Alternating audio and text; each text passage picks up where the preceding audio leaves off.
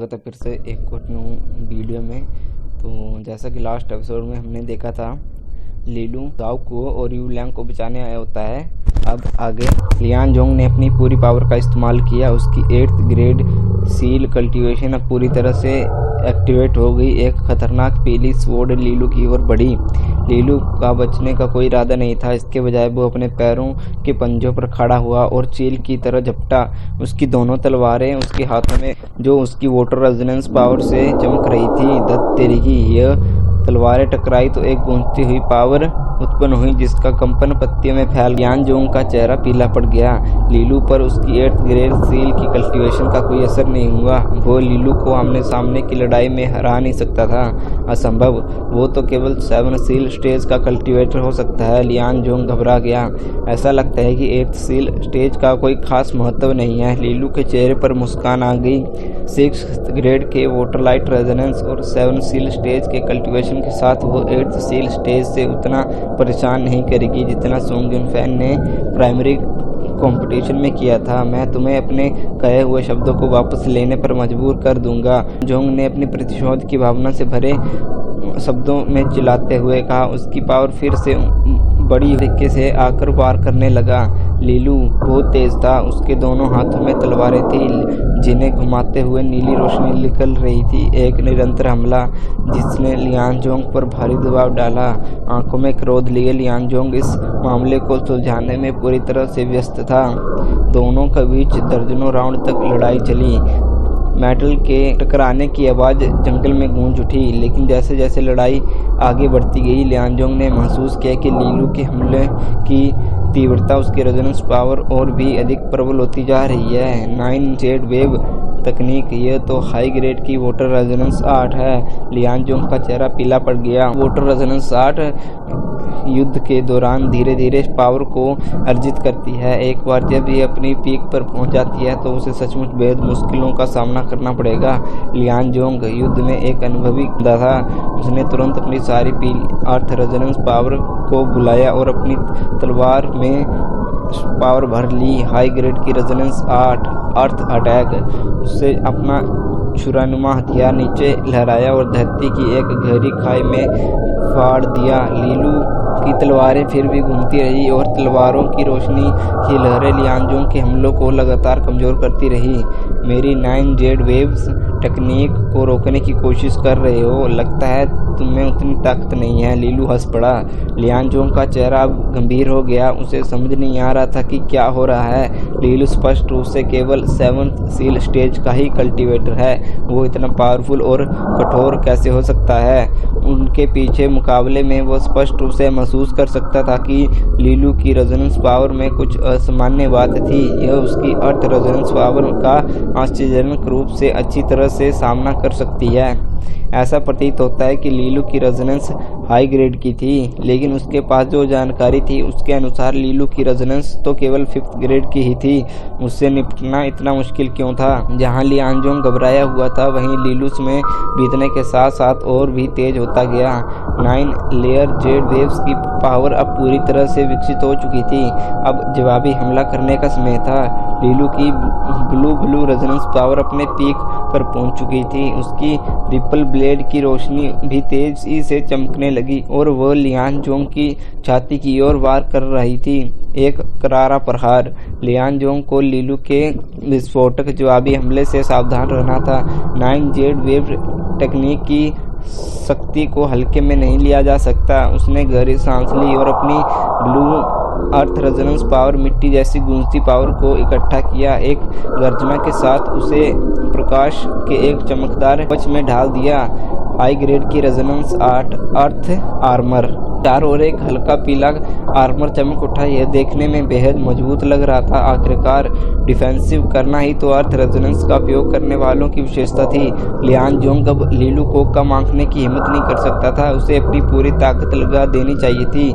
नीले रंग के तेज हमले लाइट के आर्मर पर लगा और उसे बुरी तरह से हिला दिया। दरारें पड़ गई और लियान जोंग खुद को कई कदम पीछे लड़खड़ाते हुए एक पेड़ के तने से जा टकराया। उससे सीने में तेज दर्द महसूस हुआ, लेकिन साथ ही राहत भी मिली। अपने मजबूत आर्मर की बदौलत वो लीलू के हमले से खुद को बचाने में कामयाब रहा। कितना मजबूत आर्मर है, लीलू हैरान रह गया। जो बंदा अर्थ रेजोनेंस में माहिर था, लियांजोंग अब तक अटैकिंग में लगा हुआ था। अपनी स्वाभाविक पावर को दरकिनार करते हुए रक्षा में आने से वो और भी अधिक कठिन ओपोनेंट बन गया था। लियांजोंग अब पूरी तरह से गंभीर हो गया। अब तक की उसकी झटकों से उसे यह समझ में आ गया था कि लीलू वास्तव में उसके लिए एक अच्छा ओपोनेंट है। उसे लीलू की सहनशक्ति और कमजोर करने के लिए अपनी डिफेंसिव क्षमता के लाभ पर निर्भर रहना पड़ा था। लीलू, तुम वाकई बहुत पावरफुल हो, 7 सील स्टेज वाले, लेकिन मुझे जैसे 8 सील स्टेज वाले को भी टक्कर दे सकते हो। फिर भी तुम्हारा जीतना नामुमकिन है। उसकी मंद पीली पावर उसके आर्मर में समाहित हो रही थी। लीलू ने अपनी मुट्ठियां सहलाते हुए अभेद्य हल्के आर्मर को कुछ झुलझुलाहट के साथ देखा। वाह, तुम तो बड़े डरपोक हो, हार मानकर कछुए की तरह दुबक जाओगे। अभी कुछ देर पहले तो तुम बड़े अकड़ रहते हैं ना। लियांजोंग ने नाक सिकोड़ी और लीलू के ताने अनसुने करते हुए कहा। अच्छा तो आओ और मुझे हराओ, लीलू ने चिढ़कर कहा। कितना बुरा बंदा है, लेकिन मैं इसकी अनुमति दूंगा। छी, सिर्फ बातों की ही बातें, लियांजोंग ने ताना मारा। लीलू ने हल्की मुस्कान दी। उसने अपनी फेयर ब्लेड को एक तरफ रख दिया और हाथ में रिपल ब्लेड को थाम लिया। अगले ही पल ब्लेड की बाई में वाटर रेजोनेंस पावर इकट्ठा हुई। धीरे धीरे ब्लू पावर ने स्वयं ही एक चाकू का आकार ले लिया। यह तेज गति से बहते पानी की एक धार थी। हाई ग्रेड की रेजोनेंस 8 वाटर एज ने से तुरंत पहचान लिया और निश्चित हो गया। वाटर एज 8 बुनियादी वाटर रेजोनेंस उपयोगकर्ता के लिए उपलब्ध सबसे अटैकिंग चालों में से एक थी। यह तीव्र गति से प्रभावित होने वाले वाटर का उपयोग करके तीव्र वाटर उत्पन्न करती थी, लेकिन अंत वाटर रेजोनेंस अटैकिंग के लिए उपयुक्त नहीं। के लिए उसके कवच को इस तरह बेधना व्यवहारिक रूप से असंभव। किनारे पर झुक गया और मन ही मन धीरे से मुस्कुराया। शायद साधारण वाटर एज 8 काम न करे, लेकिन मेरी वाटर एज 8 नॉर्मल नहीं है। उसने बोलना शुरू किया। अचानक नीले किनारे पर एक चमकदार रोशनी चमक उठी। केवल लीलू ही जानता था कि क्या हो रहा है। उन्होंने अपनी लाइट रेजोनेंस पावर को भी इसमें डाल दिया, जिससे पतले चैनल बन गए जिसके माध्यम से उसकी वाटर रेजोनेंस पावर प्रभावित हो रही थी। इसका मतलब यह था कि उसकी वाटर रेजोनेंस पावर भयानक गति से जा सकती थी। इस तरह की परंपरागत विधि से निश्चित रूप से एक ऐसी वाटर एज 8 तैयार होगी जो विशेष होगी। लीलू ने इसे नाम दिया प्रबलित वाटर एज 8। लियांजोंग चिंतित होकर वाटर एज को देखता रहा। क्या पानी का रंग और भी शुद्ध हो रहा है? आखिर क्या हो रहा है? उसे एक अनहोनी का आभास हो रहा था। लीलू ने उसे ज़्यादा देर तक असमंजस में नहीं रखा। वो छलांग लगाकर आगे बढ़ा। उसके हाथ में मौजूद रिपल ब्लेड अभी भी जेड प्रकाश से चमक रहा था। मुझसे भिड़ो लियांजोंग दहाड़ा, मैं डरता नहीं। ऐसे ही वो धाड़ा लीलू के हाथ में पानी की धार उसकी मिट्टी जैसे पीले आर्मर को चीरती हुई आगे बढ़ी। लीलू लियांजोंग के पीछे उतरा। उसने पीछे मुड़कर नहीं देखा, बल्कि शांति से रिपल ब्लेड को वापस कमर में म्यान में रख लिया। उसके पीछे लियांजोंग का चेहरा जम गया। अगले ही पल उसका आर्मर चकनाचूर हो गया। उसका शरीर ढीला हो गया और जमीन पर गिरते ही धूल का बादल उठ गया। किसी और ने न इस बात पर ध्यान नहीं दिया था, लेकिन एक क्रिस्टल टिमटिमा रहा था, क्योंकि वह पूरी लड़ाई को रिकॉर्ड कर रहा था और उसे व्हाइट स्पिर माउंटेन की क्रिस्टल की दीवार पर दिखा रहा था। व्हाइट स्पिर माउंटेन के बाहर अब बातचीत तेज हो गई। क्रिस्टल की दीवार पर नाम ऊपर नीचे झिलमिला रहे थे और उसके बगल में लगी स्क्रीन पर विशेष रूप से अच्छी लड़ाइयों के मुख्य अंश दिखाए जा रहे थे, जिससे देखने वालों के मुंह में कभी कभी हैरानी भरी आहें निकल रही थी। दृश्य बदल गया। जंगल में 2 लोग आमने सामने होने का एक वीडियो सामने आया। एक पवेलियन में उबी हुई काइवे बड़े ध्यान से अंगूर छिल रही थी। बस उसे अपने नाजुक मुंह में डालने ही वाली थी कि उसकी नज़र क्रिस्टल की दीवार पर पड़ी। वो व्यक्ति यंगलॉर्ड जैसा दिखता है, काइवे ने कहना शुरू किया। यानलिंकिंग भी चौकन्नी हो गई और अपने सामने वाली दोनों आकृतियों की ओर देखने लगी। वास्तव में काइवे सीधी बैठ गई, अंगूर को भूलकर। वो किससे लड़ रहा है? यानलिंकिंग को भी इस बारे में पता नहीं था, लेकिन उसने चारों ओर फैल रही फुसफुसाहटों से जल्दी ही खबर का अंदाज़ा लगा लिया, जो तेज़ी से तेज होती जा रही थी। ईस्टपुल एकेडमी में सेकंड स्थान प्राप्त करने वाला लियांजोंग 6th ग्रेड का अर्थ रेजोनेंस 8th सील स्टेज। लीलू इतने पावरफुल दुश्मन से क्यों भिड़ेगा? एलिमिनेशन मैच में यह तो होना ही था, चाहे वो मुसीबत से बच भी जाए, मुसीबत खुद उसका पीछा करेगी। काइवे की सजी धजी भौहें थोड़ी सिकुड़ गई, उनके नीचे उसकी खूबसूरत आंखें बिना पलक झपकाए उस नज़ारे पर टिकी हुई थी। यान लिंकिंग ने भी अपना पूरा ध्यान इस पर लगा दिया। दोनों जानती थी कि यह एक कठिन मुकाबला होगा। उनकी निगाहें उन पर टिकी थी। तभी लीलू और लियांजोंग ने अपनी लड़ाई शुरू कर दी। हर रोमांचक झड़प के साथ दोनों महिलाओं के चेहरे पर चिंता के छोटे छोटे भाव उभर रहे थे। लेकिन जैसे जैसे लड़ाई आगे बढ़ी गई, उनका आश्चर्य और भी स्पष्ट होता गया। उन्होंने देखा कि लीलू किसी भी तरह से नुकसान में नहीं था। वो स्पष्ट रूप से 7 सील स्टेज में था, लेकिन उसके हाथ में 8th सील स्टेज का भी कम लग रहा था, खासकर उसकी अंतिम वोटर एज आर्ट के साथ। जब उसकी रिपल ब्लेड ने लियांजोंग के हल्के आर्मर को चीर डाला तो काइवे इतनी उत्साहित हो गई कि उसने मेज पर हाथ पटक दिया। यंग लॉर्ड कमाल का है। यान लिंकिंग भी घूर रही थी। आश्चर्य से उसके होंठ थोड़े खुल गए और उसके चेहरे पर अविश्वास और स्तब्धता का भाव था। उसे नहीं लगा था कि लीलू एक powerful 8th seal stage opponent को इतनी आसानी से हरा पाएगा। यह एक शानदार मुकाबला था और उन्होंने इसे त्रुटिहीन तरीके से अंजाम दिया। जैसे ही लीलू ने शांति से अपनी तलवार म्यान में रखी, वो उस मेहनती लड़के के विपरीत स्थिति को देखकर चौंक गई, जो चुपचाप उसकी वर्कशॉप में स्पिरिचुअल लिक्विड और प्यूरिफाइंग लाइट तैयार कर रहा था। वो अब टैलेंट का साक्षात अवतार थे। शायद यही असली लीलू था। अपनी खूबसूरती को छिपाने के लिए गर्मजोशी और चंचलता का सहारा ले रहा था। यह देखकर मुझे विश्वास होने लगा है कि वो टॉप 10 में जगह बना सकता है, यान लिंकिंग ने खुशी से कहा। उसकी निर्मल आंखों में एक चमक लौट आई। पवेलियन के बाहर भी अन्य लोग ने हैरानी जताई। स्पष्ट रूप से परिणाम से हैरान होकर वे अकेले नहीं थे। मेन पवेलियन में गवर्नर शी, डीन और मेंटर एनली उसी लड़ाई को देख रहे थे। अब ओल्ड डीन के चेहरे पर मुस्कान छाई हुई थी। वो अपनी खिलखिलाहट छिपा नहीं पा रहे थे। ईस्टपुल एकेडमी के 2nd स्थान पर रहे छात्र को साउथमीड एकेडमी के 15वें स्थान वाले लीलू ने हरा दिया था। हाँ, बहुत ही दिलचस्प बात है। क्या ये बाकी बहुत दिलचस्प नहीं है? गवर्नर शी थोड़ा कांप रहे थे और उन्होंने अपने होठों के कोने को ऊपर की ओर मोड़ने की कोशिश की। वो लुओलान परिवार के यंग लॉर्ड की उपाधि के अनुरूप ही है, बेहद एक्स्ट्राऑर्डिनरी। क्या ये लुओलान परिवार के यंग लॉर्ड हैं, वही जिनका जियान किंग के साथ मैरिज का समझौता है? मेंटर एनली ने अचानक पूछा। ओल्ड डीन ने मुस्कुराते हुए सिर हिलाया। सचमुच वो दिखने में बहुत अच्छा है। यह लीलू अभी तक एस्ट्रोसेज कॉलेज में एंटर नहीं हुआ है, लेकिन उसका नाम हमारे स्कूल में पहले से ही मशहूर हो गया है। मेंटर एनली ने एक अजीब सी हंसी के साथ कहा। 8th सील स्टेज को हराने का मतलब यह नहीं है कि अब उसका प्रवेश सुनिश्चित हो गया है ना? गवर्नर शी ने धीमी आवाज में कहा। खैर, मुझे लगता है कि आपको एक अच्छा शो देखने को मिलेगा, ओल्ड डीन ने ऊपर देखते हुए दृढ़ स्वर में कहा।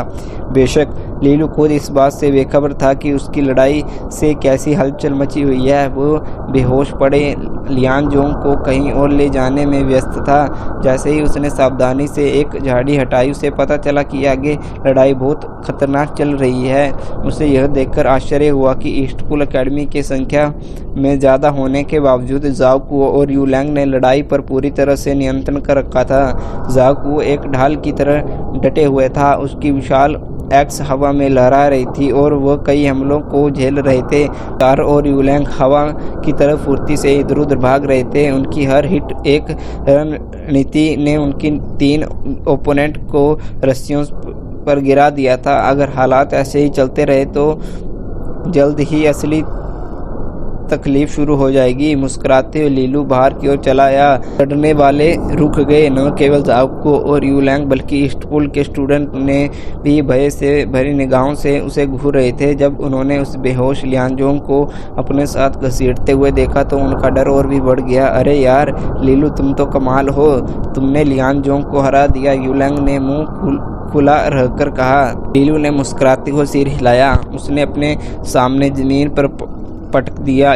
फिर ईस्टपुल के 3 लड़कों की ओर मुड़ा। अब भी विरोध करोगे? उन तीनों लड़कों की सारी इच्छा शक्ति खत्म हो चुकी थी। वे मुड़े और तितर बितर होने की तैयारी करने लगे, लेकिन लीलू तैयार था। उंगली के एक इशारे से वाटर लाइट बुलेट निकली और फट गई, जिसके परिणाम स्वरूप उसे तीनों एक जैसी दर्द भरी चीखें सुनाई दी। जाओ कुओ और यूलैंग ने इस मौके का फायदा उठाते हुए अपने हमले को तेज कर दिया। कुछ ही देर में वे तीनों भी जमीन पर गिर पड़े। चलो अपने अंक वापस में बांट लेते हैं, लीलू ने कहा। वाह, यह तो वाकई बहुत बड़ी मछली है। यूलैंग की आंखें चमक रही थी। उन चारों के पास अच्छे खासे अंक थे, खासकर लियांजोंग के पास, जिसके पास पूरे 2400 अंक थे। इनाम कितना भी लुभावना क्यों न हो, यूलैंग लियांजोंग के अंक लेने के लिए इच्छुक नहीं लग रहा था। इसके बजाय उसने कहा, लीलू, तुम लियांजोंग के अंक अपने पास रखो, जाओ को और मैं उनके अंक आपस में बांट लेंगे। बाकी सब मिलकर 1000 से कुछ ज़्यादा अंक मिले। हालांकि यह लियांजोंग के खजाने जितना बड़ा तो नहीं था, फिर भी यह एक बड़ी अच्छी खासी रकम थी। लीलू कुछ कहने ही वाले थे कि जाओ को भी बीच में बोल पड़े। ब्रदर लीलू, तुमने अकेले ही लियांजोंग को हराया है, हम तुम्हें इस तरह धोखा नहीं दे सकते। वैसे भी तुम्हें टॉप 10 में पहुंचने की क्षमता है। हम जैसे लोगों की वजह से तुम्हें पीछे हटने की जरूरत नहीं है। जिद के आगे लीलू झुक गया। उसने अपना क्रिस्टल मेडल उतारा और लियांजोंग के सारे अंक ले लिए। शार्क की धार जैसी मुस्कान के साथ यूलैंग और जाओकुओ ने ईस्टपुल एकेडमी के 3 स्टूडेंट के साथ भी वैसा ही व्यवहार किया। हमारा बॉस तुम्हें ऐसा करने नहीं देगा, वे हताशा में चिल्लाए। उनकी आंखों में निराशा के आंसू बह रहे थे। इसके साथ ही लीलू के अंक 3900 तक पहुंच गए थे, जबकि यूलैंग और जाओकुओ ने 2000 का आंकड़ा पार कर लिया था। हालांकि वे लीडर बोर्ड नहीं दिख पा रहे थे। लीलू का अनुमान था कि वो अब टॉप 30 में होंगे, जबकि यूलैंग और जाओकुओ टॉप 100 में होने चाहिए। वो मुस्कुराया और हालांकि टॉप 10 में जगह अभी काफ़ी दूर थी, लेकिन वो उसके करीब पहुंच रहा था। ईस्टपुल एकेडमी में हमारे भाई लोग वास्तव में बहुत उदार हैं। मुझे आश्चर्य है कि क्या हमें और भी उदारता देखने को मिलेगी। एलिमिनेशन राउंड के अंत में बचे हुए ओपोनेंट काफ़ी मजबूत होंगे, उनसे अंक छीनना बिल्कुल भी आसान नहीं होगा। इसलिए लियांजोंग का आसानी से हार मान लेना बेहद स्वागत योग्य था। चलो चलते हैं, हम शायद व्हाइट स्पिरिट रूइन से ज़्यादा दूर नहीं हैं, लीलू ने कहा। उसके आगे चलने के साथ ही तीनों निकल पड़े। व्हाइट स्पिरिट रूइंस में यह एलिमिनेशन राउंड अपने पीक पर पहुंच जाएगा। के नेतृत्व वाली टीम को हराने के बाद तीनों का सामना कभी कभी अन्य कठिन ओपोनेंट से हुआ, लेकिन ये मुकाबले उनके ओपोनेंट के चेहरे पर आंसू और तीनों की जेब में अंक लेकर समाप्त हुए। 2 घंटे बाद वे ऊंची जगह पर खड़े होकर अपने सामने फैले बंजर भूभाग को निहार रहे थे। यहाँ कभी एक विशाल किला हुआ करता था, लेकिन समय के प्रकोप ने उसे ध्वस्त कर दिया। दूर दूर तक टूटे फूटे मलबे का ढेर था, इसलिए इसे व्हाइट स्पिरिट माउंटेन रूइंस कहते हैं। वहाँ विशाल पेड़ और लताएं भी थी, जिन्होंने मलबे के दृश्य को उनके लिए स्पष्ट कर दिया था। यह व्हाइट स्पिरिट रूइंस और कॉलेज की फाइनल कंपटीशन की आखिरी लड़ाई का स्थान भी था। तीनों ने काफ़ी देर तक सतर्कता से देखा, फिर पास पहुंचे। व्हाइट स्पिरिट रूइन के किनारे पर उन्होंने एक चमकती हुई क्रिस्टल की दीवार दिखाई दी। उस पर कुछ अक्षर तैर रहे थे, जिनमें अंतिम नियमों का बारे में बताया गया था। नियम सरल थे। जब व्हाइट स्पिरिट माउंटेन में 10 लोग रह जाते हैं तो कॉलेज की फाइनल कंपटीशन समाप्त घोषित कर दी जाएगी। फिर अंकों के आधार पर उनका स्थान निर्धारित किया जाता। अचानक उनके क्रिस्टल पर पदक चमक उठे। फिर प्रकाश का एक किरण ने उनके सामने एक पारदर्शी स्क्रीन बना दी। यह स्कोरबोर्ड है, यूलैंग ने हाँफते हुए कहा। वे व्हाइट स्पिरिट रूइंस में देख सकते थे। लीलू इसकी जांच की। पहला स्थान लुकिंगेर को मिला, जिन्हें 9500 अंक प्राप्त हुए। वाह, ये तो बहुत ही होट है। उसने कितने खत्म किए हैं? लीलू ने आश्चर्य से कहा। उन्होंने हर तरह की रणनीति अपनाई है, चारा डाला और यहाँ तक कि लियांजोंग जैसे संयोगवश हुई मुठभेड़ भी हुई, फिर भी उनके अंक केवल 4000 के आसपास ही थे। लुकिंगेर ने उसके अंकों को दोगुना कर दिया। वो युद्ध की देवी थी, अपने रास्ते में आने वाले सभी को नष्ट कर रही होगी। किसी को आश्चर्य नहीं हुआ कि शी हुआंग 8300 अंक के साथ दूसरे स्थान पर रहे। उसके बाद के टैलेंटर लगभग 5000 आंकड़े के आसपास मंडरा रहे थे, जबकि लीलू ने अपना नाम 17वें स्थान पर दर्ज कराया। जहाँ तक यूलैंग और जाओकुओ की बात है, उनकी 30 के आसपास थी।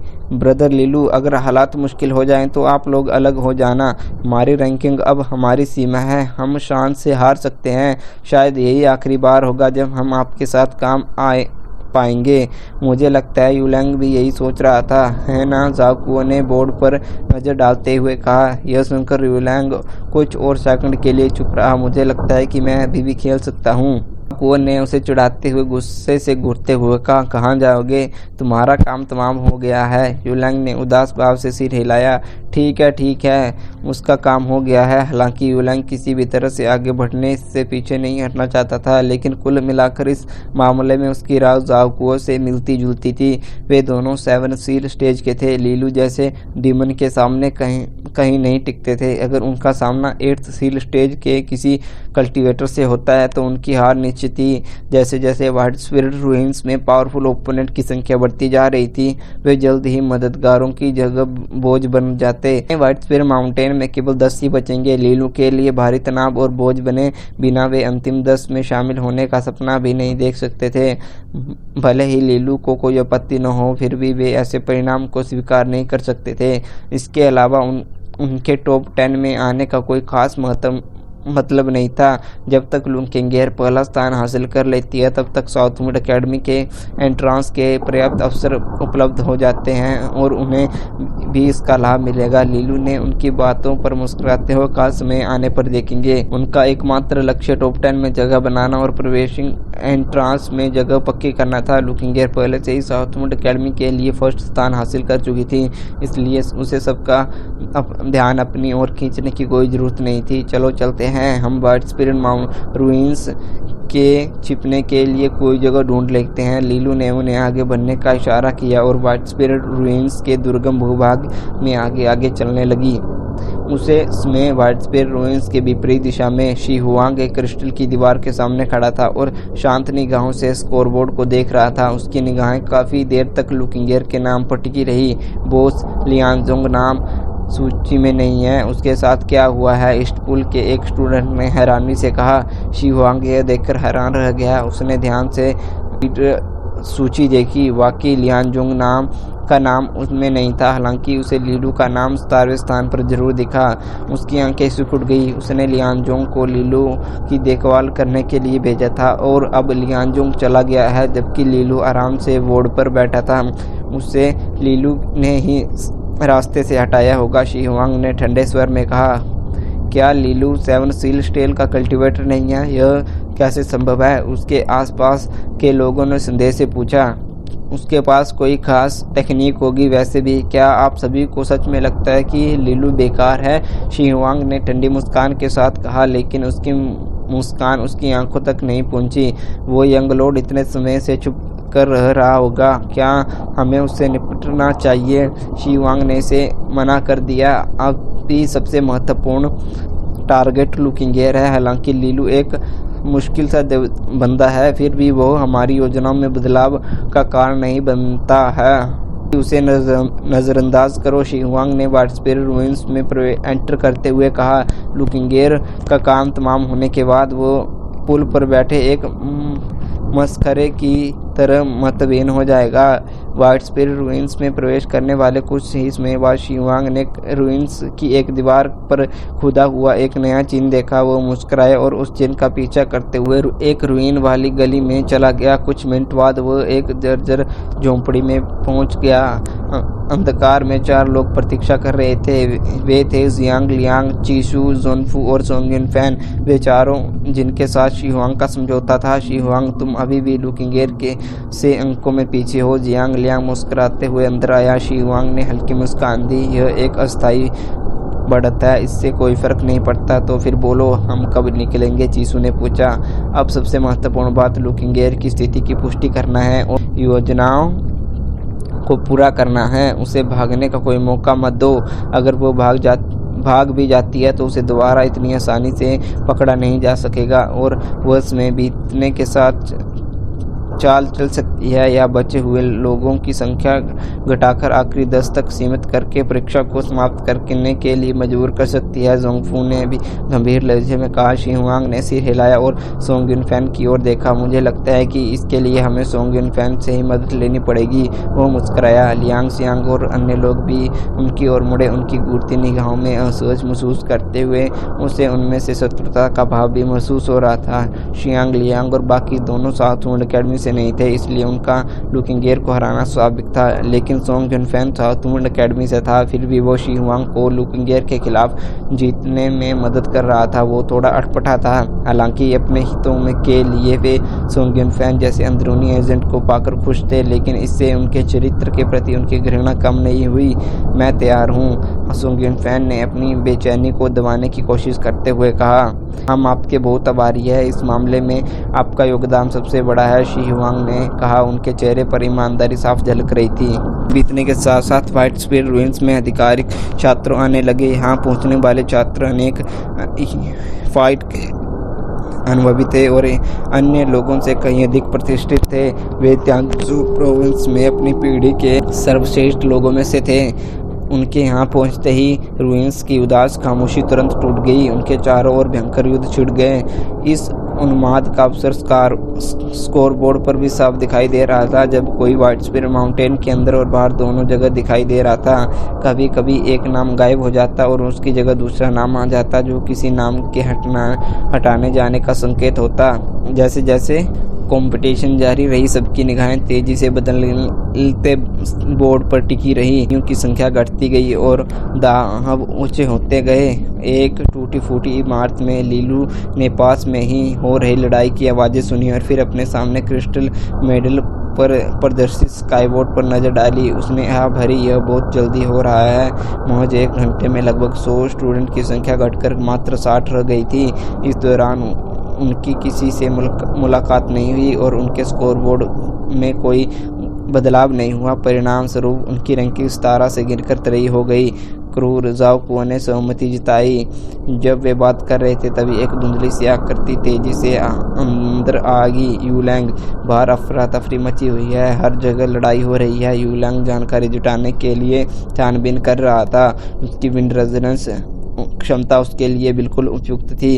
कुछ मिला क्या? लीलू ने पूछा। यूलैंग ने सिर हिलाया। अचानक गंभीर होते हुए मैं शी हुआंग से टकरा गया था और उसके साथ यांग, लियांग, चीसू और जोनफू भी हैं। लीलू ने अचानक ऊपर देखा। क्या वे अलायंस में है? मुझे संदेह है कि वे लुकिंगेर के खिलाफ काम कर रहे हैं, यूलैंग ने गंभीरता से अपने होठ चाटते हुए कहा। इस कंपटीशन में लुकिंगेर के अलावा कोई भी शी हुआंग को परेशान नहीं कर सका। जाओकुओ का चेहरा गंभीर हो गया। ऐसा लग रहा था कि एस्ट्रोसेज कॉलेज में प्रवेश पाने की उनकी उम्मीदें केवल लीलू के कंधों पर ही नहीं टिकी हैं। शायद लुकिंगेर भी मेन बंदा है।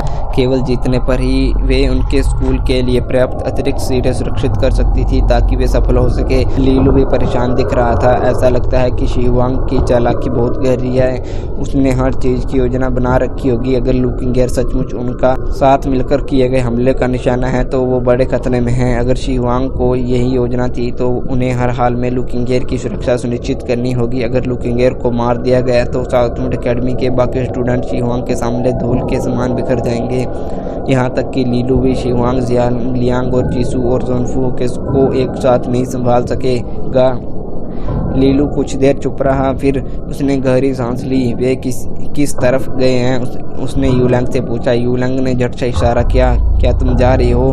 तुम जानते हो लुकिंगेर कितनी महत्वपूर्ण है। मुझे जाकर देखना होगा। अगर वह मुसीबत में पड़ जाएंगे। लीलू ने हाँ भरी। लैंग और जाओकुओ ने सिर हिलाया। तुम दोनों यहीं रहो, मेरे लिए अकेला घूमना फिरना आसान है। ठीक है, अपना ख्याल रखना। वे समझते थे कि उस स्तर की लड़ाई में वे अपनी क्षमता से कई अधिक जोखिम उठाएंगे, इसलिए उन्होंने आपत्ति नहीं जताई। लीलू ने सिर हिलाया, फिर बिना कुछ कहे मुड़ गया। वो बिना कोई आवाज़ किए चला गया। उसकी ब्लू रेजोनेंस पावर उसे ढक लिया। व्हाइट स्पीड रूइंस में कहीं लुकिंगेर एक खंडहर मीनार पर बैठी थी। उसके चारों ओर ताजगी झलक रही थी। उसका सफ़ेद टॉप उसकी छाती की गोलाई और पतली कमर पर चिपका हुआ था।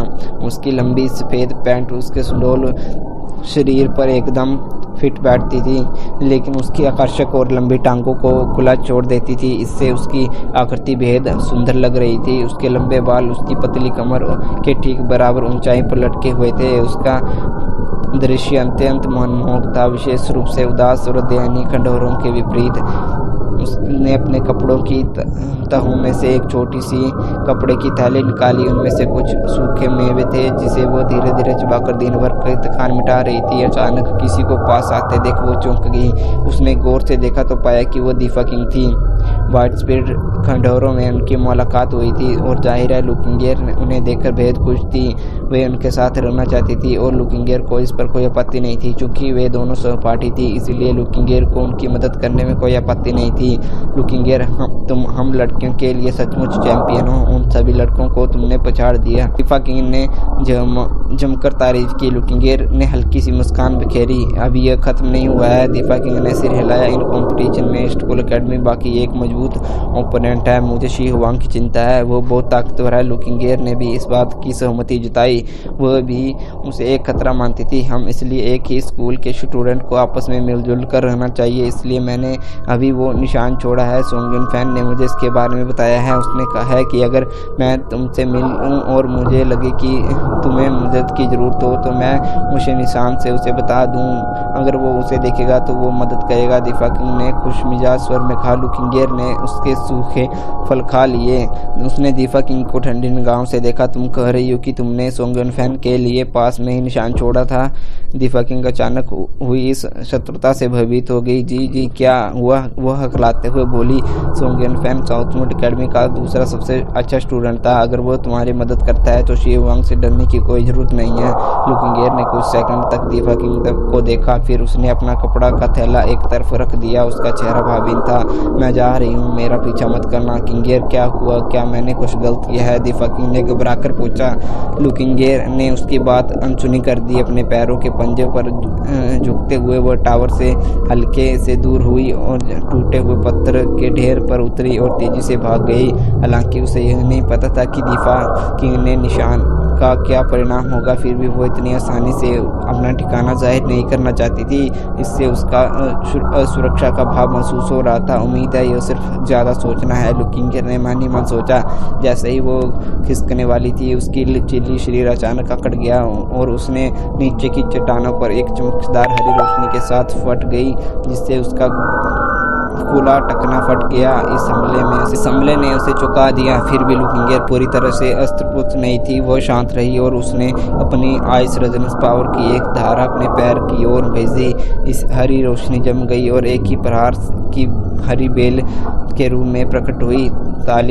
ताली बजाने की आवाज़ सुनाई दी। आगे से ताली बजाने की आवाज़ आई। लुकिंगेर ने ऊपर देखा तो एक टूटी हुई दीवार पर खड़ा एक व्यक्ति उसकी ओर मुस्कुराया हुआ दिखाई दिया। शी हुआंग उसके बगल में और पीछे में अन्य लोग प्रकट हुए, जिन्होंने उसके भागने के सारे रास्ते बंद कर दिए। पकड़ी गई लुकिंगेर जियांग लियांग की आंखें चमक रही थी और वो हंस पड़ा।